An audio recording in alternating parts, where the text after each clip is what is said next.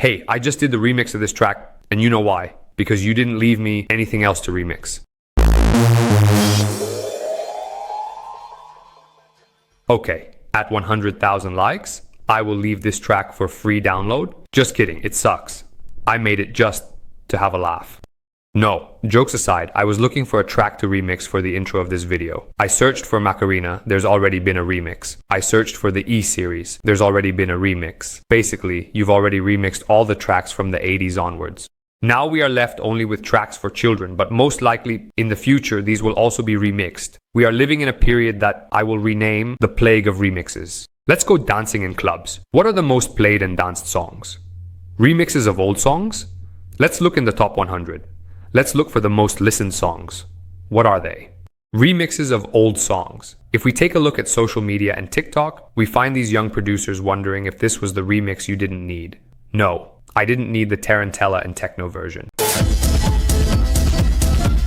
We are living in a time that I have renamed the plague of remixes, but don't get me wrong, because there is nothing wrong with making a remix. I have made them too, and I will probably make them in the future. There is nothing wrong in a producer's long career in doing some remixes of old tracks.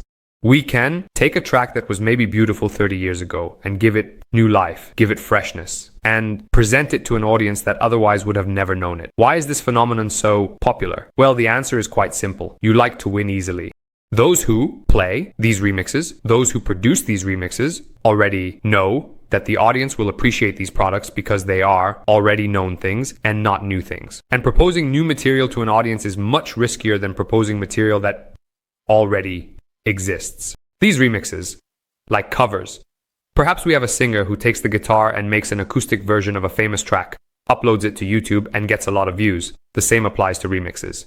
Remixing a famous track will give you quite a bit of visibility. However, we need to understand one thing. When we have this visibility, what do we need? Little to nothing. If we don't give the remix a personal touch.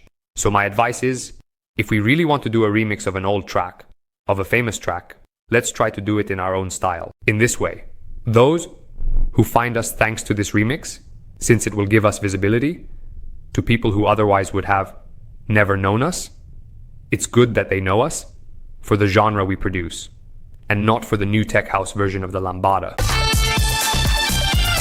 The nostalgia syndrome. We live in a time that is not very pleasant, both because of wars, inflation, not to mention the future, which does not look so rosy, or the problems that exist in the environment and how society is progressing. So we cling to the nostalgia of the past years. Partly it's the brain tricking us, making it seem like the past years were better, and partly maybe they really were. That is relative. And so we live in this era of nostalgia. I'm not just talking about electronic music and remixes in this field, I'm also talking about cinema. If we think about it, many remakes of old films and cartoons are being released, and the same goes for TV, where old quiz shows and programs from the past are making a comeback, because we live in this period of nostalgia. Well, here, the question arises spontaneously, but where do all these remixes and remakes lead us? Are they not somewhat stifling our creative side?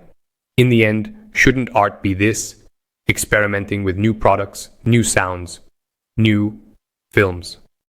In my opinion, we are in a transitional phase. We are in a transitional phase where we are very much following the trend, which is these remixes.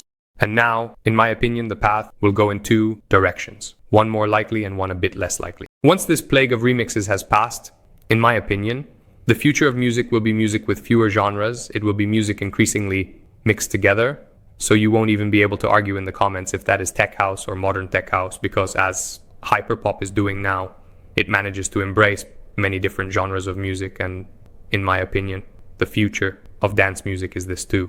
Genres increasingly mixed and less differentiated from each other. The second possibility is that someone who is truly tired of these reheated dishes produces something really new, something never heard before, but it is very risky because the general public doesn't really like novelties. People prefer to hear something they already know, like remixes or existing genres, but in a slightly different, more modern version. Here the question arises spontaneously. Are we remixing tracks that we really liked and wanted to give new life to? Or are we doing it just because the business requires this and the trend of the moment is this? Well, in my opinion, the answer is obvious.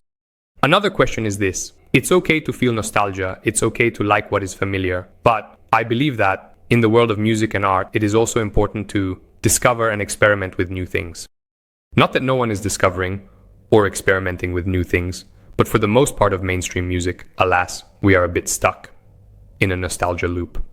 Okay, the video is over. Thank you for following me. If you liked it, I invite you to leave a like and follow me. It costs you nothing, but it makes a difference for me. In the description, you will find the links to all my social media. Let me know what you think, and I'll see you next week.